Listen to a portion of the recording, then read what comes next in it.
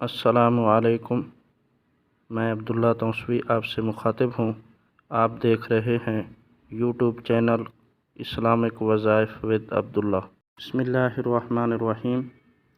عیسائی دنیا جسے رچرڈ شیر دل کہہ کر پکارتی اور فخر کرتی تھی، اور جسے وہ یورپی ملکوں نے اپنی افواج کی سربراہی سونپ کر فلسطین کی جنگ میں صلاح الدین ایوبی کے مقابلے میں لا کھڑا کیا تھا، اسی بادشاہ رچرڈ کا قاصد صلاح الدین ایوبی کے سامنے سر جھکائے کھڑا تھا۔ اس کے چہرے پر حیرانی کے تاثرات تھے۔ وہ اپنے بادشاہ رچرڈ کی طرف سے ایک ایسا پیغام لے کر آیا تھا جس کے بارے میں اس کا دل کہہ رہا تھا کہ مسلمانوں کا بادشاہ اس کا مثبت جواب نہیں دے گا۔ سلطان صلاح الدین ایوبی نے بادشاہ کا پیغام پڑھا اور قاصد پر ایک نگاہ ڈالی جس کی گھبراہٹ میں مزید اضافہ ہو گیا تھا۔ انہوں نے قاصد کی ذہنی حالت بھانپ لی تھی اور مسکراتے ہوئے نرم لہجے میں جواب دیا، بادشاہ رچرڈ سے کہہ دیجیے کہ ہمیں ان کی درخواست منظور ہے۔ ہم اپنے فوجی کمانڈر کو ابھی حکم بھجوا دیتے ہیں۔ ہمیں یقین ہے کہ 7 روز تک مکمل جنگ بندی کی عارضی معاہدے پر خود شاہ اور ان کی افواج بھی پوری طرح عمل کریں گے۔ صلیبی افواج کی طرف سے کوئی چھیڑ خانی ہوئی تو پھر ہم یہ درخواست رد کر دیں گے۔ سلطان صلاح الدین ایوبی نے قاصد کے سراپے کا بھرپور جائزہ لیتے ہوئے کہا، ہماری طرف سے شاہ رچرڈ کو مبارک بھی پیش کر دیں کہ وہ ایک عظیم فریضے سے سبکدوش ہو رہے ہیں۔ قاصد کے چہرے کا اضطراب دور ہو چکا تھا اور وہ سوچ بھی نہیں سکتا تھا کہ مسلمانوں کا سلطان اتنا فیاض بھی ہوگا۔ دل ہی دل میں وہ یہ سمجھتا تھا کہ اگر ایسی درخواست سلطان صلاح الدین ایوبی کی طرف سے بادشاہ رچرڈ کی خدمت میں پیش کی جاتی تو وہ اسے حقارت سے ٹھکرا دیتا، بلکہ اسے سارے دربار میں سنا کر اس کا مذاق اڑاتا۔ سلطان صلاح الدین ایوبی نے رچرڈ کی درخواست قبول کر کے فیاضی کا ایسا ثبوت پیش کیا تھا جس کا تصور بھی اس عیسائی قاصد کے لیے محال تھا۔ شاہ رچرڈ اپنی بیٹی ماریہ کی شادی کرنا چاہتا تھا۔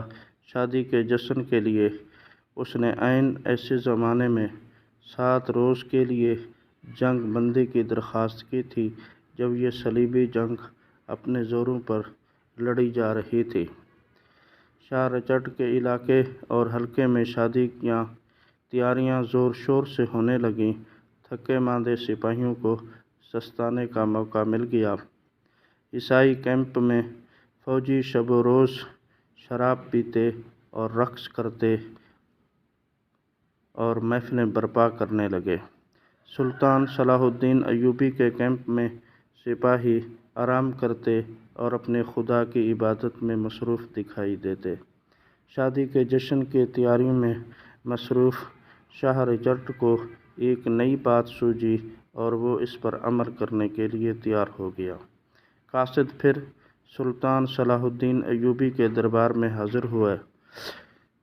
اسی بار اسے یقین تھا کہ سلطان صلاح الدین شاہ رچرڈ کا دعوت نامہ کبھی قبول نہیں کرے گا۔ ذہین اور عاقل قاصد بڑے غور سے سلطان صلاح الدین کے چہرے کے تاثرات سمجھنے کی کوشش کر رہا تھا۔ سلطان صلاح الدین ایوبی نے دعوت نامہ پڑھتے وقت کسی تاثر یا رد عمل کا اظہار نہیں کیا۔ سلطان نے ایک نگاہ اپنے دربار پر ڈالی اور قاصد کی طرف دیکھا اور کہنے لگے، میں شاہ رچرڈ کا شکر گزار ہوں کہ انہوں نے اپنی مسرتوں میں شرکت کے لیے یاد رکھا۔ شاہ رچرڈ کو میرا پیغام دینا کہ میں شادی کی تقریب میں ضرور شرکت کروں گا۔ قاصد یہ جواب لے کر سلطان صلاح الدین ایوبی کے خیمے سے باہر نکلا تو وہ مسکرا رہا تھا۔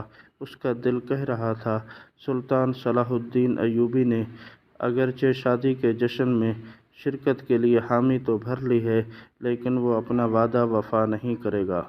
بھلا کون ایسا شخص ہو سکتا ہے جو دشمنوں کی خچار میں جانے پر آمادہ ہو؟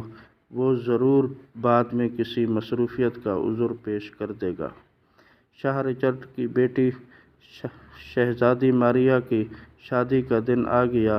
پورے تنزق اور احتشام سے عیسائی طریقے کے مطابق شہزادی کی شادی ہوئی۔ رات کو شادی کی خوشی میں جشن کی تقریب منعقد ہونے والی تھی۔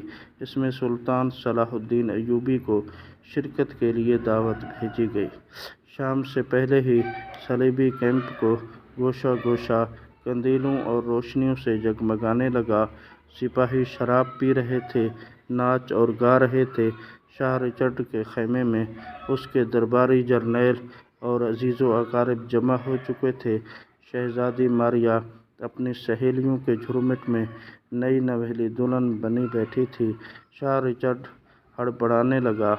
وہ اپنی شجاعت کے قصیدے خود ہی پڑھ رہا تھا، بار بار اپنے سامعین کو کہہ رہا تھا کہ سلطان صلاح الدین ایوبی نہیں آئے گا، اس میں ہمارے کیمپ کا رخ کرنے کی جرأت کہاں؟ آپ سے گزارش ہے اس ویڈیو کو صدقہ جاریہ سمجھ کر اپنے دوستوں رشتہ داروں کو ضرور شیئر کریں اور چینل کو سبسکرائب کریں، بیل آئیکن بٹن ضرور دبائیں۔